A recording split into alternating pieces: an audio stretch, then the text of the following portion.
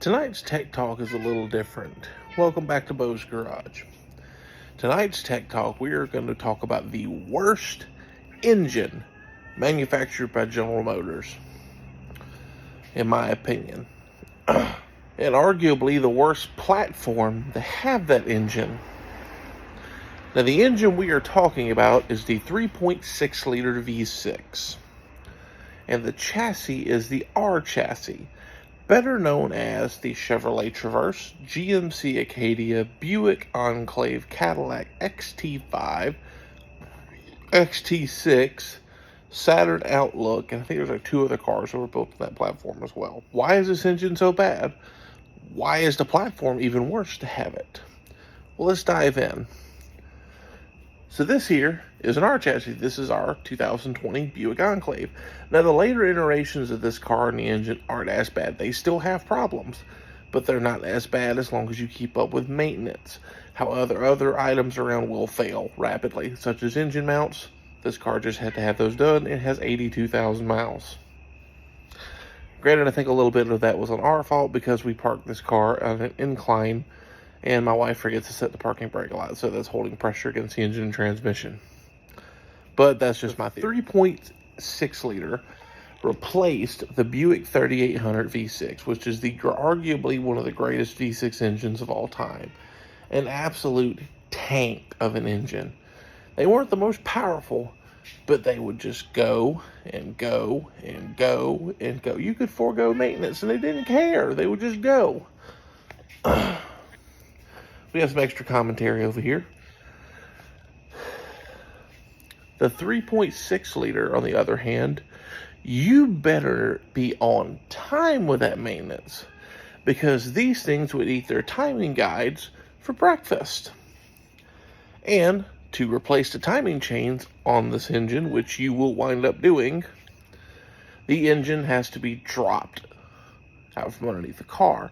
And it is 21 hours of labor.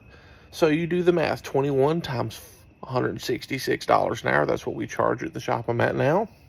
You do the math there. That's $3,500 in labor alone, not including the parts that you're replacing.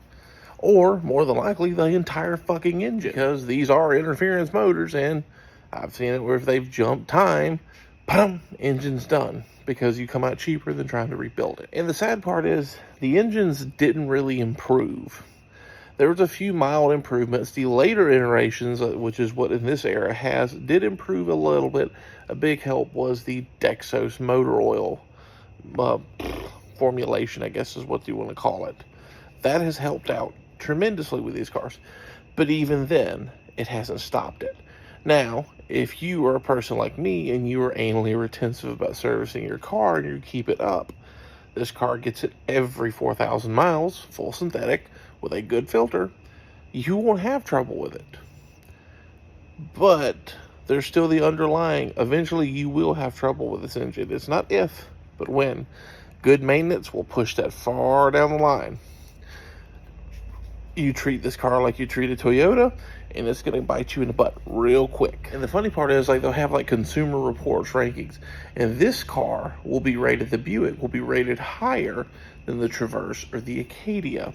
And the reason being, people that buy the Enclave are usually older, more mature people who maintain their cars, where the Traverse and Acadia are usually bought by, your 20s or 30s housewives who treat them like dirt and think that, 9,000 miles on an oil change is perfectly fine. No, the fuck it's not. I don't care whoever tells you 10,000 miles on an oil change. No. Unless you're running like some super high dollar like AMS oil or some shit like that. No. These cars use plain old Mobil 1 from the factory. 4,000 miles, 5,000 miles, maybe. I say 4,000 of these. Never hurts to be a little excessive on these. And then let's get into why it costs so much to do the chains on this car. We're gonna get over here. I'm gonna pop the hood of my car.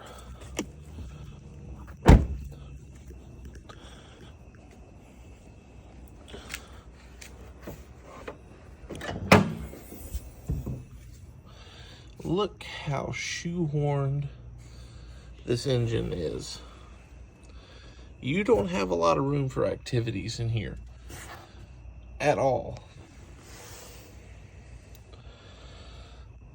Here's your front cat, your oil filter, which was put there by Satan, who is an engineer. So anytime you change your oil, if the engine's warm a little bit, you're going to burn the crap out of your hand. Everything's super tight to get into here, so the only logical way to get it, GM, is to drop it from the bottom. And I have seen guys, technicians, that were skinny enough they could do them in the car, but GM's recommended way is to drop it out.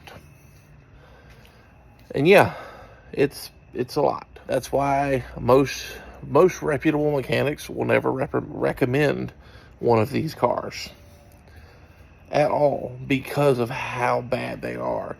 You'll get on the lot, especially, it's sad to see, your single moms and all this, like, I got like $5,000-$6,000. I'm gonna find, oh, this Chevy Traverse is a 2008. It's nice for $5,500. This is a great car. Woohoo! We can be a family and get on the road again. Next thing you know, she's crying in her office because her Traverse, that was such a great deal, just shit the bed on her.